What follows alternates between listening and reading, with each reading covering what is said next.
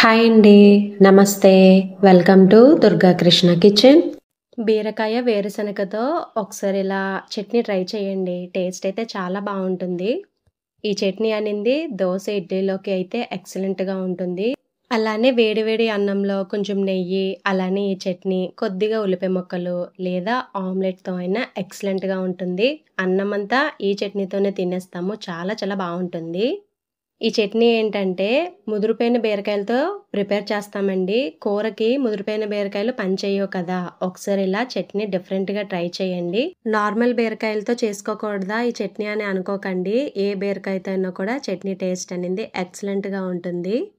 పిల్లలకు కూడా చాలా బాగా నచ్చుతుంది. ఈ చట్నీ ఒకసారి ప్రిపేర్ చేసి టేస్ట్ చేయండి. ఇది మీకు ఇంకా ఫేవరెట్ చట్నీ అయిపోతుంది. అలానే చాలా తక్కువ టైంలో ఈజీగా ప్రిపేర్ చేసుకోవచ్చు. ప్రిపరేషన్ టైం కూడా ఒక పావు గంటలో అయిపోతుంది. వీడియోలోకి వెళ్ళే ముందు మరి మీకు గనక ఈ వీడియో నచ్చినట్లయితే తప్పకుండా వీడియోని లైక్ చేసి, షేర్ చేసి, కామెంట్ చేయండి. మీరు లైక్ చేయడం వల్ల ఈ వీడియో అనేది మరికొంతమందికి రికమెండ్ అయ్యే ఛాన్స్ ఉంటుంది. అలానే ఛానల్‌ని సబ్స్క్రైబ్ చేసుకొని పక్కనే ఉన్న బెల్ ఐకాన్‌ని గనక క్లిక్ చేసినట్లయితే నేను పెట్టే ప్రతి వీడియో యొక్క నోటిఫికేషను మీకొస్తుందండి. ఇంకా లేట్ చేయకుండా ఎంతో టేస్టీగా ఉండే బీరకాయ పల్లీ చట్నీ తయారీ విధానం ఎలాగో చూసేద్దాం. ముందుగా స్టవ్ మీద ప్యాన్ పెట్టి హీట్ అయిన తర్వాత ఇలా వేరుశనగల్ని యాడ్ చేసుకోవాలి. హాఫ్ కప్ వరకు తీసుకున్నానండి. 2 కప్పుల బీరకాయ ముక్కలకి హాఫ్ కప్ వేరుశనగ అనేది పర్ఫెక్ట్ కొలత.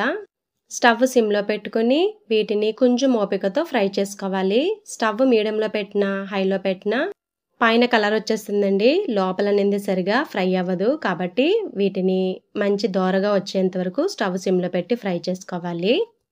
ఇలా ఫ్రై చేసుకున్న తర్వాత వీటిని వేరే ప్లేట్‌లోకి ట్రాన్స్‌ఫర్ చేసుకోవాలి. తర్వాత అదే ప్యాన్‌లోకి ఒక 2-3 స్పూన్స్ వరకు ఆయిల్ యాడ్ చేసుకొని ఇలా కట్ చేసి పెట్టుకున్న పచ్చిమిర్చిని యాడ్ చేసుకోవాలండి. ఒక 5 వరకు.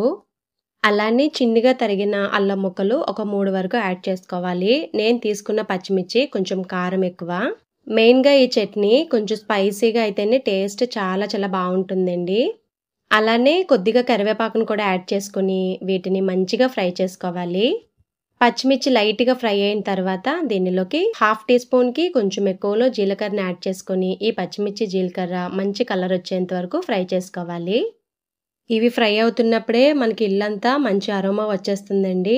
టేస్ట్ కూడా అంతే ఎక్సలెంట్‌గా ఉంటుంది. ఇలా బాగా ఫ్రై అయిన తర్వాత దానిలోకి కట్ చేసి పెట్టుకున్న ఇలా బీరకాయ ముక్కలను కూడా యాడ్ చేసుకోవాలి. బీరకాయ ముక్కలు ఇక్కడ 3 కప్పుల వరకు తీసుకున్నా. అలానే టేస్ట్‌కి తగ్గట్టుగా ఉప్పును కూడా యాడ్ చేసుకోవాలి.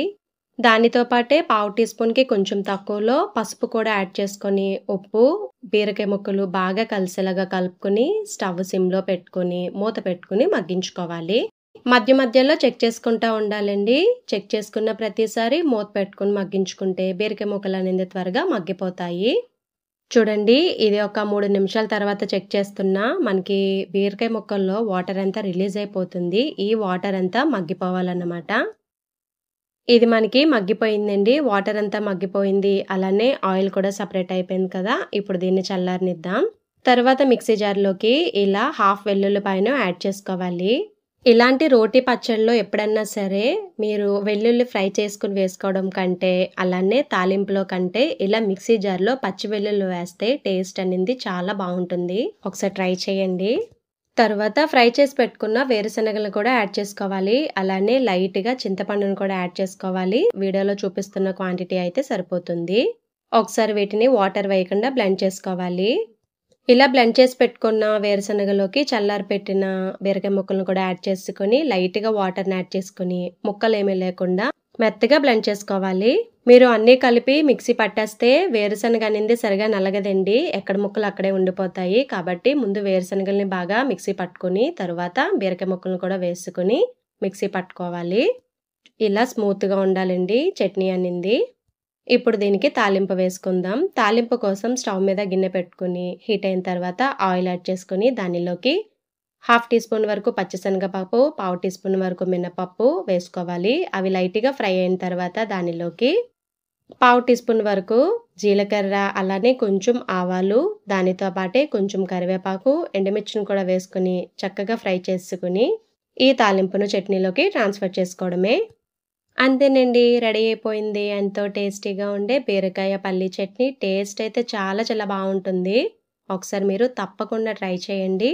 అంతేనండి ఇంకా ఈ వీడియో. మరి మీకు ఈ వీడియో గనక నచ్చినట్లయితే తప్పకుండా వీడియోని లైక్ చేసి, షేర్ చేసి, కామెంట్ చేయండి. అలానే కొత్తగా ఛానల్‌ని వ్యూ చేసేవాళ్ళు సబ్స్క్రైబ్ చేసుకొని పక్కనే ఉన్న బెల్ ఐకాన్‌ని గనక క్లిక్ చేసినట్లయితే నా వీడియోస్‌ని మీరు రెగ్యులర్‌గా ఫాలో అవ్వచ్చు.